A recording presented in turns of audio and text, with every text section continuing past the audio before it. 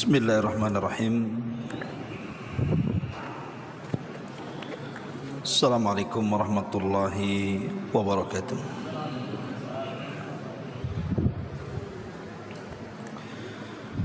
Bihamdillahi wassalatu wassalamu ala rasulillah wa ala alihi wa sahbihi wa mawalah wa la hawla wa la quwata illa billahi wa ba'du. Allahumma ij'al hadha ijtima'ana ijtima'an marhuma waj'al tafarruqana min ba'dihi tafarruqan ma'suma wa la taj'al fina wa la min bainina syaqiyan wa la mahruma. Amma ba'du, ma'asyiral muslimin wal muslimat rahimakumullah. Alhamdulillah, di malam ini kita bisa kembali mengadakan kajian di setiap malam Ahad di Masjid Nidaul Ilmi, dan tema di malam hari ini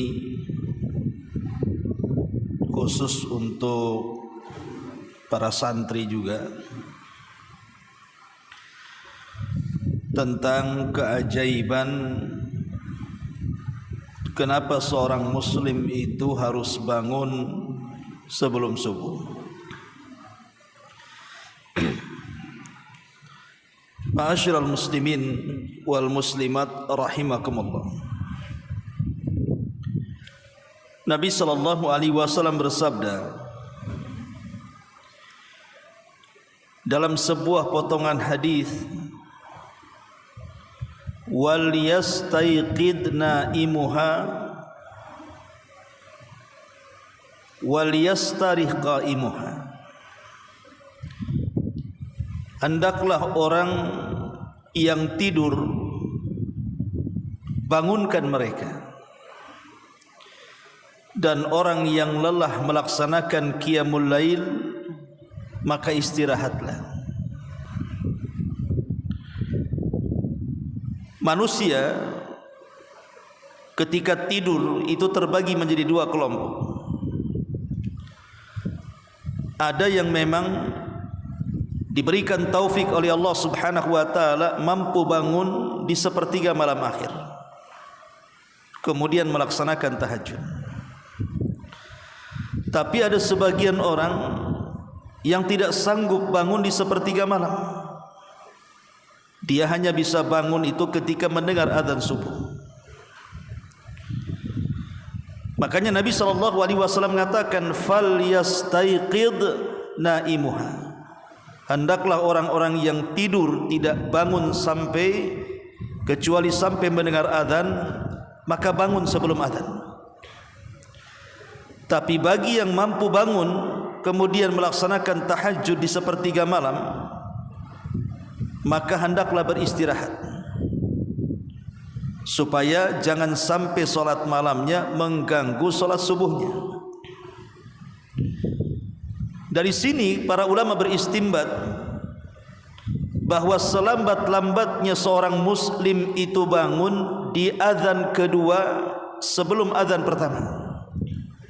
Karena kita tahu bahwa azan itu ada dua, azan subuh itu. Ada azan yang pertama dan ada azan yang kedua. Di zaman Nabi SAW, azan yang pertama dikumandangkan oleh Bilal ibn Rabah, dan azan yang kedua, azan subuh, itu dikumandangkan oleh Abdullah ibnu Ummi Maktum. Karena dia buta, tidak melihat fajar, makanya dijadikan muadzin kedua. Lah seorang muslim selambat-lambatnya bangun itu di azan pertama, dan azan pertama ke kedua itu kan tidak lama, supaya ada persiapan bangun. Mungkin sebagiannya mandi, mengambil wudu, merapihkan pakaian, dan bisa melangkahkan kakinya ke masjid. Ma'asyiral muslimin yang dimuliakan Allah Subhanahu wa taala, lalu apa keajaibannya? Apa rahasianya? Pertama, Ulama menyebutkan rahasia kenapa kita harus bangun sebelum subuh itu. Karena Nabi SAW mendoakan keberkahan kepada umatnya di pagi hari. Dalam sebuah hadis, Nabi SAW bersabda, Allahumma barik li ummati fi bukuriha. Ya Allah, berkahi umatku di waktu paginya. Hadis ini dikeluarkan oleh Imam Abi Dawud dan disahihkan oleh Syekh Albani rahimahullahu taala. Makanya Nabi SAW apabila mengutus sebuah utusan dalam bentuk sariyah, sariyah itu kalau bahasa kitanya Kopassus, pasukan khusus. Nabi kalau mengirim pasukan khusus dan tidak dipimpin langsung, maka Nabi SAW selalu memberangkatkan pasukan itu sebelum subuh.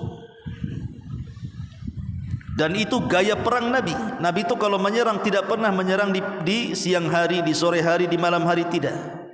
Rasul itu selalu menyerang di pagi hari, tepatnya setelah subuh. Makanya dikirim pasukan itu sebelum subuh. Kalau desa yang akan diserang itu terdengar suara kumandang azan, maka Rasul tidak jadi menyerang. Utusan Rasul tidak jadi menyerang. Kenapa? Berarti negeri itu negeri Islam. Tapi kalau tidak mendengar suara azan, maka mereka langsung menggempur dan menyerangnya. Pertanyaan pun muncul, kenapa Nabi SAW selalu menyerang di waktu fajar, tidak di waktu zuhur, asar, maghrib, isya, atau tengah malam sekalian, atau sepertiga malam akhir? Tapi selalunya dalam penyerangan itu dilakukan di sepertiga malam, di waktu fajar. Karena Nabi SAW bersabda, nusirtu bis sabah wa uhlikatil adu biddabur. Kata Nabi SAW, aku ditolong dengan angin pagi, sementara kaum Ad itu dihancurkan dengan angin sore. Ulama mengatakan karena di waktu fajar itu ada angin soba namanya. Itulah angin yang membawa kemenangan kepada pasukan Nabi SAW. Makanya kalau antum melihat riwayat, hampir di semua hadis-hadis Nabi SAW, kita tidak akan mendapatkan satu riwayat pun tentang wanita-wanita di zaman Nabi atau sahabiah-sahabiah di zaman Nabi yang ikut solat berjamaah bersama Nabi kecuali solat subuh. Semua riwayat bahwa sahabiah Nabi SAW ketika mereka solat berjamaah di masjid, antum tidak akan mendapatkan satu pun riwayat kecuali di solat subuh. Bukan berarti di solat-solat yang lainnya wanita tidak boleh ke masjid, tidak. Karena Rasul mengatakan la tamna'u ima Allah masajid Allah. Jangan kau larang wanita-wanita masuk ke dalam masjid. Maksud saya, riwayat tentang para wanita di zaman Rasul yang solat berjamaah itu hampir semua bicara tentang solat subuh. Kenapa coba? Karena digunakan oleh mereka untuk riyadhah, untuk berolahraga. Karena waktu itu adalah waktu berkah. Makanya para sahabiah keluar ikut solat bersama Nabi SAW sampai ketika kemudian mereka pulang kondisinya masih gelap, sehingga belum mampu melihat satu dengan yang lainnya karena gelapnya malam. Ma'asyiral muslimin yang dimuliakan Allah Subhanahu wa taala, jadi kenapa kita sangat dianjurkan bangun sebelum subuh? Karena waktu itu adalah waktu yang diberkahi Allah Subhanahu wa taala. Berdasarkan sabda Nabi sallallahu alaihi wasallam, Allahumma barik li ummati fi bukuriha. Ini yang pertama. Yang kedua, karena waktu itu adalah waktu di mana para malaikat turun dan menyaksikan kita. Makanya Allah Subhanahu wa taala mengatakan, inna qur'anal fajri kana mashhuda. Sesungguhnya bacaan-bacaan Quran di waktu fajar itu disaksikan para malaikat, sehingga Tidak ada solat yang dipanjangkan bacaannya, hampir 100 ayat lebih yang selalu dibaca Nabi SAW, kecuali di solat subuh. Rasul sangat menganjurkan di solat subuh itu dipanjangkan ayatnya. Bagi seorang imam yang menjadi imam masjid, khususnya solat subuh, maka panjangkan ayatnya, karena Rasul terbiasa membaca minimalnya 100 ayat, saking panjangnya. Kenapa dipanjangkan bacaan Qur'annya? Karena bacaan Qur'an di waktu fajar disaksikan para malaikat. Itulah kenapa kemudian seorang muslim itu harus bangun sebelum subuh, tepat selambat-lambatnya di azan pertama, karena waktu itu para malaikat menyaksikan kita. Kemudian yang ketiga, karena di waktu itu adalah waktu di mana Allah Subhanahu wa taala turun. Sebagaimana Nabi SAW mengatakan, yanzilu rabbuna ila sama'id dunya fi kulli thuluthil lailil akhir wa dhalika kulla lailatin. Faqala man yad'uni fa astajiba lahu wa man yas'aluni fa utihi wa man yastaghfiruni fa aghfir lahu.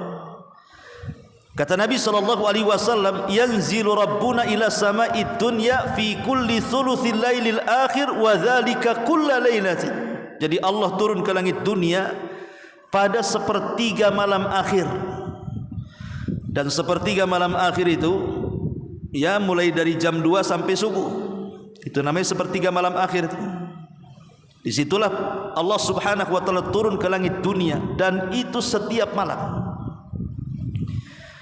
Kemudian Allah Subhanahu wa taala berfirman kepada hamba-hambanya, siapa yang berdoa aku kabulkan, siapa yang minta aku beri, siapa yang minta ampun ku ampuni dosa-dosanya. Lihat bagaimana Allah Subhanahu wa taala mengundang kita sebagai hamba-hambanya untuk berdoa, meminta dan minta ampun. Ini kesempatan bagi kita sebenarnya. Kita diundang setiap malam untuk mengeluhkan apapun keinginan kita kepada Allah Subhanahu wa taala. Tapi sayang, terkadang undangan Allah kepada kita di sepertiga malam akhir itu tidak lebih berharga dibandingkan para pejabat umpamanya. Sering saya contohkan umpamanya, kalau antum ini disuruh oleh Pak Wali, tolong jemput saya jam 3 dini hari sebelum subuh di Bandara Hang Nadim. Kira-kira antum datang jam 3 atau sebelum jam 3? Pasti sebelum jam 3 udah datang tuh. Mobilnya udah dibersihin, pakaiannya pun rapi, pakai wangi-wangi. Dan kalau bisa tidur di bandara tuh. Takut ketiduran kan? Ini Pak Wali yang dijemput masalahnya. Lah kalau seandainya kepada manusia seperti itu loh ya, jemputan kepada manusia seperti itu, ini jemputan Allah Subhanahu wa taala loh ya, yang menciptakan kita, yang memberikan rizki kita, yang memberikan kehidupan dan kenikmatan kepada kita. Terkadang kita tidak tertarik itu masalahnya. Lah inilah rahasianya kenapa kemudian di sepertiga malam akhir, lah salah satunya adalah waktu sebelum azan itu, atau di azan pertama itu kan masih masuk sepertiga malam akhir itu. Itulah rahasia kenapa kemudian kita disuruh bangun sebelum subuh itu. Karena Allah Subhanahu wa taala turun dan menawarkan kekuasaannya, kekuatannya, ampunannya, dan seluruh nikmat-nikmatnya ditawarkan kepada kita. Ma'asyiral muslimin wal muslimat rahimani wa rahimakumullah. Ini yang ketiga. Kemudian yang keempat, bahwa orang yang membiasakan bangun sebelum subuh, sesungguhnya dia akan mendapatkan al-wiqayatu minal amrad, penjagaan diri dari berbagai macam penyakit. Jadi orang yang terbiasa bangun di pagi hari sebelum subuh, itu badannya sehat. Badannya sehat dan tidak akan malas. Kenapa demikian? Karena ada hadis Nabi SAW mengatakan, yaqidu syaitan ala qafiyati ahadikum idnama thalathu uqadin. Kata Nabi SAW, setan itu selalu mendatangi seorang hamba saat hendak tidur di malam hari dan membawa 3 ikatan, kemudian mengikat di tengkuk kita di sini di belakang. Ini namanya tengkuk. Sebagai faedah, Islam hanya mengenal otak itu cuma 2. Otak depan yang disebut dengan nasiyah dalam bahasa Arabnya ubun-ubun, dan otak belakang yang disebut dengan tengkuk. Beda dengan barat yang membagi otak itu menjadi kiri dan kanan, otak sebelah kanan dan kiri. Kalau kita katakan otak depan dan belakang. Lah otak depan ini tidak bisa dikuasai setan. Ubun-ubun kita ini tidak bisa dikuasai setan. Makanya Nabi SAW dalam doanya, nasiyatim biyadi, ubun-ubun kita itu semua di tangan Allah. Setan tidak bisa merasuki manusia dari ubun-ubunnya, maka setan hanya bisa mengganggu manusia dari tengkuk belakangnya. Itulah yang diikat 3 ikatan oleh setan itu. Setiap setan mengikat tengkuk kita ini di malam hari saat tidur, terutama sudah menjelang-jelang sepertiga malam akhir, mendekati adzan subuh itu, maka dia akan mengatakan di telinganya, nim naumatan tawila, tidur, malam masih panjang. Padahal sudah mau dekat subuh tuh. Jadi setan membisikkan di telinganya, tidur saja, malam masih panjang, tidur saja, malam masih panjang. Itulah bisikan-bisikan setan. Terkadang kemudian dikencingi oleh setan kedua telinga kita ini, supaya tidak mendengar adzan subuh tuh. Nabi SAW mengatakan, فَإِذَا اسْتَيْقَظَ, kalau dia terbangun, وَذَكَرَ اللَّهَ, kemudian dia berzikir kepada Allah, حُلَّتْ عُقْدَةٌ, maka 1 ikatan akan terurai. وَإِنْ تَوَضَّأَ حُلَّتْ عُقْدَةٌ, kalau seandainya setelah dia berzikir dia berwudu, maka hilang 2 ikatan. وَإِنْ صَلَّى, kalau dia sampai salat, حُلَّتْ عُقْدَةٌ, maka terurailah ikatan yang ketiga. Jadi kalau kita bangun tidur sebelum subuh, pertama ikatan setan akan terurai ketika kita berzikir kepada Allah. Karena setelah kita bangun tidur apa doanya? Alhamdulillahilladzi ba'dama amatana wa ilaihin nusyur. Itu namanya zikir ya, doa setelah tidur. Jangan Allahumma lakasumtu, itu doa mau makan. Kemudian setelah itu berwudu. Kemudian setelah berwudu kemudian salat, maka 3 ikatan itu akan terurai. Apa khasiatnya kata Nabi SAW? Kalau terurai 3-3-nya, maka di pagi hari dia akan thayyibun nafsi nasyatan, kata Rasul. Maka jiwanya akan baik, jiwanya akan tenang, dan dia menjadi orang yang sangat semangat hidup di hari itu. Sebaliknya kata Nabi, kalau seandainya dia tidak bangun, artinya 3 ikatan itu tidak ada yang diurai sama sekali, masih ngikat saja di tengkuk dia, sampai kemudian dia lewat subuh bahkan tidak sholat sama sekali, maka Rasulullah SAW mengatakan jiwanya akan buruk, khabithun nafsi kaslanan, jiwanya akan buruk dan dia akan menjadi pemalas.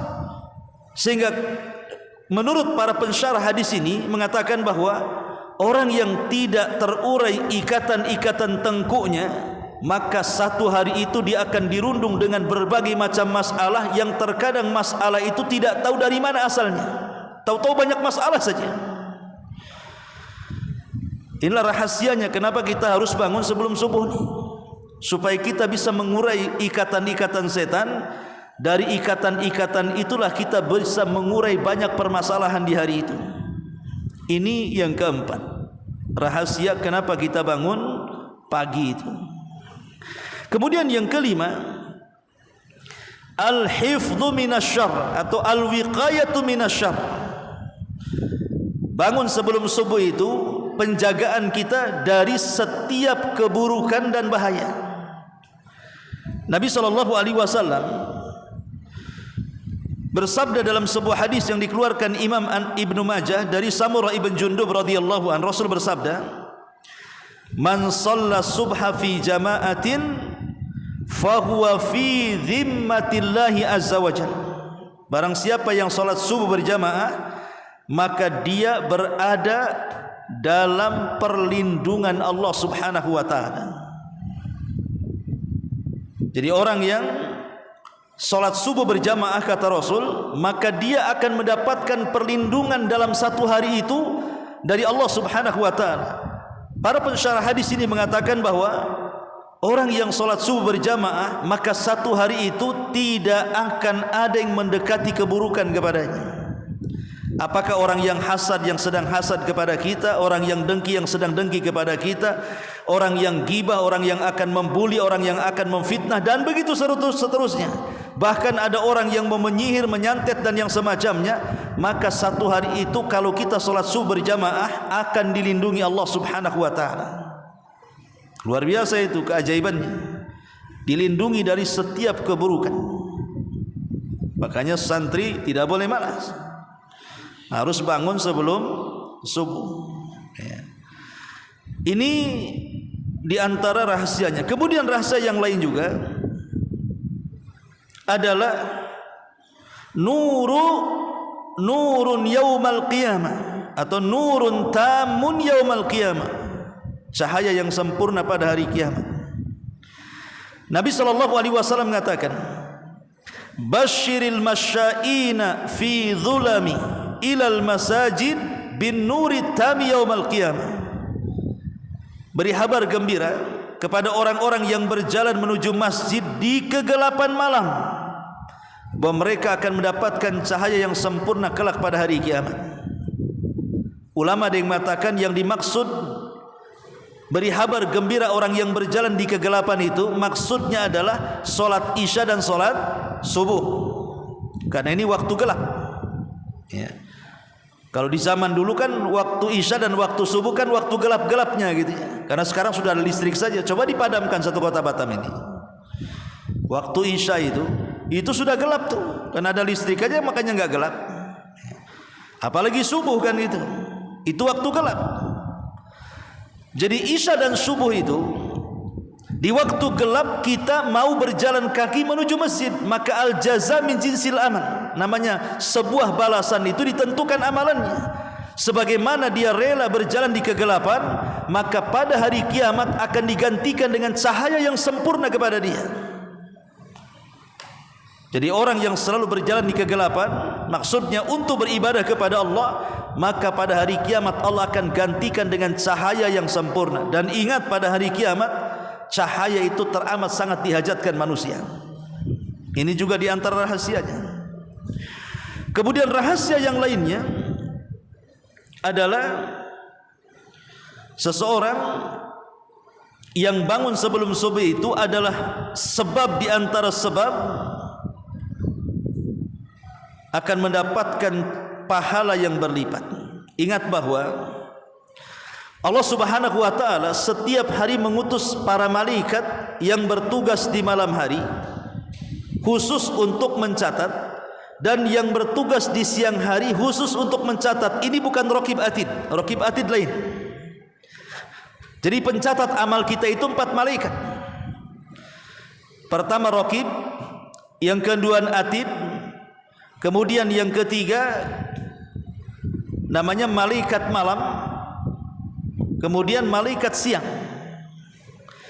Jadi inilah 4 malaikat yang mencatat. Adapun raqib dan atid, dia akan tetap mencatat pada diri kita, kiri dan kanan kita, kebaikan dan keburukan kita semua dicatat. Adapun 2 malaikat yang lainnya juga mencatat, tetapi langsung dilaporkan. Nabi SAW mengatakan, yata'aqabuna fikumul malaika, malaikatul laili wa malaikatul nahar, wa yajtami'una fi salatil asri wa salatil fajri. Allah Subhanahu wa taala mengutus 2 malaikat, malaikat siang dan malam, kemudian mereka berkumpul di 2 salat. Pertama salat fajar subuh, yang kedua salat asar. Maksudnya begini, Jadi saat manusia solat asar berjamaah di masjid, turunlah malaikat malam yang khusus mencatat amalan kebaikan kita. Jadi semalam suntuk malaikat ini mencatat apa saja yang kita lakukan. Mungkin di malam hari kita tahajud, baca Quran, berzikir, berwudu, berdoa, istighfar, dicatat semuanya. Kemudian sampai waktu subuh, ketika manusia sedang sholat subuh, dia naik ke langit. Di waktu yang sama, malaikat yang mencatat di siang hari catatan kebaikan kita turun. Jadi saat malaikat malam naik, malaikat siang turun di waktu subuh itu juga. Dan sepanjang siang dia mencatat kebaikan kita. Apakah kita di siang hari ngapain saja? Baca Qurankah, sholat sunnahkah, birrul walidainkah, berbuat baikkah kepada manusia, mengambil hal-hal yang bisa mengganggu manusia di jalan, bersilaturahim, sebutkanlah kebaikan, semua dicatat. Kemudian di waktu asar mereka naik bersamaan dengan malaikat yang mencatat di malam hari turun. Makanya 5 waktu sholat itu pahalanya beda. Kalau subuh itu mendapatkan 2 catatan, catatan malaikat siang dan catatan malaikat malam. Kalau zuhur hanya 1 catatan, catatan malaikat siang saja. Asar mendapatkan 2 catatan, malaikat siang dan malam. Maghrib hanya 1 catatan saja, malaikat malam. Isya hanya 1 catatan saja, malaikat malam saja. Hanya 2 solat inilah yang mendapatkan 2 catatan. Makanya kenapa Nabi SAW mengatakan man hafadha ala baradaini dakhalal jannah. Barang siapa yang menjaga 2 solat barad, maka akan dijamin masuk surga. Maksudnya 2 solat barad, maksudnya adalah solat fajar dan solat asar. Itulah yang disebut dengan solat wusta bahasa Qur'annya. Ma'asyiral muslimin yang dimuliakan Allah Subhanahu wa taala. Kemudian juga rahasianya adalah ini yang paling besar dari semua rahasia. Kita akan diberikan hadiah senantiasa memandang wajah Allah kelak di surga. Satu hari Nabi SAW berkumpul dengan para sahabatnya. Kebetulan waktu itu terjadi bulan purnama, terang-terangnya. Tanggal 15 lah kan terang-terangnya purnama itu. Jadi Nabi SAW mengatakan kepada para sahabat, lihat bulan itu, kata Rasul. Maka semua para sahabat melihat ke atas. Kemudian Nabi mengatakan, innakum satarawna rabbakum kama tarawna al-qamara lailata badri tamami. Sungguh kalian kelak akan melihat Rabb kalian seperti melihat bulan purnama di atas. La tudhamuna li ru'yatihi syai'a. Kalian tidak akan berdesak-desakan. Sebagaimana kita melihat bulan kan enggak berdesak-desakan kan, cuma nengok saja. Mau berdesakan di mana? Lain kalau nengok layar tancap dulu zaman baheula kan. Tapi kalau lihat bulan kan enggak berdesak-desakan, cukup naik ke atas saja begini pandangannya, sudah kelihatan bulan itu. Jadi Allah Subhanahu wa taala kelak akan memperlihatkan zatnya dan akan dilihat manusia di sorga tanpa harus berdesak-desakan seperti kita melihat bulan sekarang. Kemudian kata Nabi SAW, barang siapa, kata Nabi SAW, barang siapa yang ingin, fa in istata'tum alla taghlibu ala salati qabla tulu'i syamsi wa qabla ghurubiha faf'alu thumma qara'a wasabbih bihamdi rabbika qabla tulu'i syamsi wa qabla ghurubihi. Kemudian Rasul mengatakan, kalau kalian mau tidak terkalahkan dalam kehidupan kita dengan solat sebelum terbit matahari, maksudnya subuh, dan sebelum terbenamnya masuknya asar, maka jagalah 2 solat ini. Kemudian Rasul membaca, wasabbih bihamdi rabbika qabla tulu'i syamsi wa qabla al-ghurub. Ulama mengatakan, lihat hadis ini, bahwa di antara syarat kita ini mampu memandang zat Allah kelak pada hari kiamat adalah dengan menjaga 2 salat, pertama subuh dan yang kedua asar. Kalau kita mampu menjaga 2 salat ini, Allah akan anugerahkan kenikmatan yang jauh lebih nikmat dibandingkan kenikmatan surga itu sendiri. Ru'yatullah, mampu memandang wajah Allah Subhanahu wa taala. Inilah di antara rahasianya kenapa kita ini kalau bisa bangun sebelum subuh, minimalnya di adzan pertama kita bangun itu. Makanya apa yang harus kita lakukan supaya kita bisa bangun di pagi hari itu? Yang paling menghalangi manusia mampu bangun di pagi hari adalah begadang. Ya. Kan ada lagunya tuh begadang. Maka kalau bisa hindari begadang. Karena Nabi SAW sangat membenci tidur setelah maghrib dan bergadang setelah isya. Maksudnya bergadang yang tidak ada manfaatnya. Kalau ada manfaatnya seperti pengajian seperti ini ya nggak ada masalah. Atau ngobrol urusan bisnis yang jelas manfaatnya duniawi. Loh kalau ndak ada manfaatnya, istilahnya jagongan sana sini ngalor ngidul ngetan ngulon nggak jelas kayak gitu. Buat apa ngabisin waktu? Makanya kenapa para ulama sampai mengatakan di antara waktu syaitan, di mana syaitan itu bermain-main dengan kita adalah selepas isya. Itu waktu syaitan tuh. Selepas isya itu waktu syaitan. Karena setan akan bermain-main dengan kita. Dibuatnya kita kuliner di malam hari, makan sana, makan sini, pulang jam 12, tidur jam 2. Kira-kira subuhnya bangun enggak tuh? Walaupun bangun dah kayak orang meraba-raba tuh, kayak orang linglung, karena kurang tidur kan. Akhirnya terganggu salatnya. Makanya khusus para talabatul ilmi kalau bisa, kalau tidak ada manfaat di malam hari, ba'da isya itu kalau tidak murojaah ngapal Quran tidur. Supaya sepertiga malam akhir itu bangun, minimalnya azan pertama bangun. Kenapa? Karena bahayanya orang begadang tanpa ada faedah itu, pertama menyelisih sunnah. Menyelisih sunnah Nabi SAW. Karena Nabi SAW sangat membenci tidur setelah maghrib dan bergadang setelah isya yang tidak ada manfaatnya. Yang kedua, begadang ini salah satu sebab terkadang seseorang terlewatkan solat subuh berjamaah atau terkadang terlewatkan solat subuh tepat waktu. Biasanya jam 6 baru bangun, baru kepo dia kan.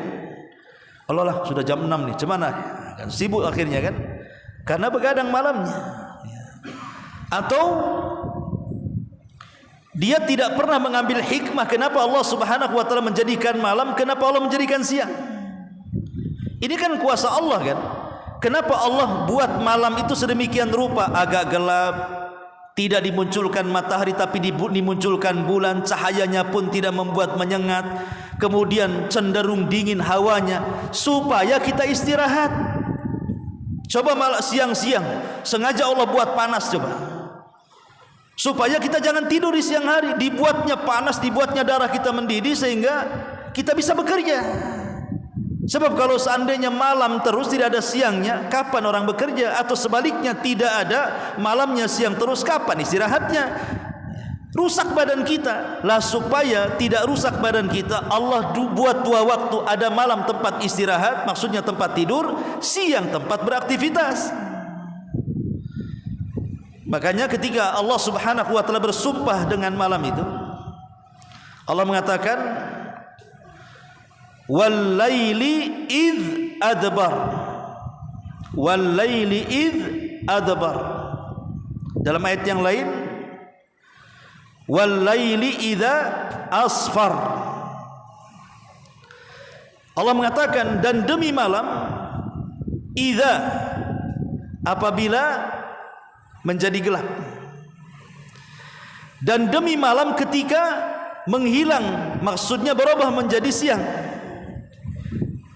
Satu menggunakan fathah, satu menggunakan sukun di sini. Ketika Allah Subhanahu wa taala menyebutkan malam menggunakan idza, di situ ada fathah. Idza fathah. Ketika Allah menyebutkan perpindahan malam ke siang menggunakan id, menggunakan sukun. Menggunakan terbalik. Ketika Allah menyebutkan malam, Allah menyebutkan dengan kalimat sukun. Dan ketika Allah Subhanahu wa taala menyebutkan perpindahan malam ke siang menggunakan harokat fathah. Id dan idza. Id adbar. Ya. Kenapa? Karena malam itu sukun. Sukun itu apa artinya? Tenang. Sukun itu tenang. Kenapa ketika menyebutkan siang menggunakan harokat fathah? Yang namanya harokat itu bergerak. Secara bahasa saja Al-Quran sudah mengatur itu, bahwa malam itu memang untuk sukun, untuk supaya kita tenang bisa tidur. Kemudian siang dibuat harokat. Tapi ada yang membalikkan, siang pula sukun, malam pula harokat. Kan ada tuh, terutama pengantin baru ya, malam harokat ya, siang yang sukun ya. Kadang-kadang pengantin baru ini subuh pula lewat kan gitu. Ma'asyiral muslimin yang dimuliakan Allah Azza wa Jalla, intinya bahwa begadang tanpa sebab, tanpa ada faedah itu justru akan menjadikan kita tidak mampu bangun sebelum subuh. Inilah, hindari perkara ini. Kalau tidak ada faedahnya jangan begadang. Kecuali ada faedahnya, rapat ini, rapat itu, pokoknya ada faedah dunia akhirat tidak ada masalah. Kalau tidak ada faedahnya, maka sebaiknya tidur supaya menjaga kesehatan kita.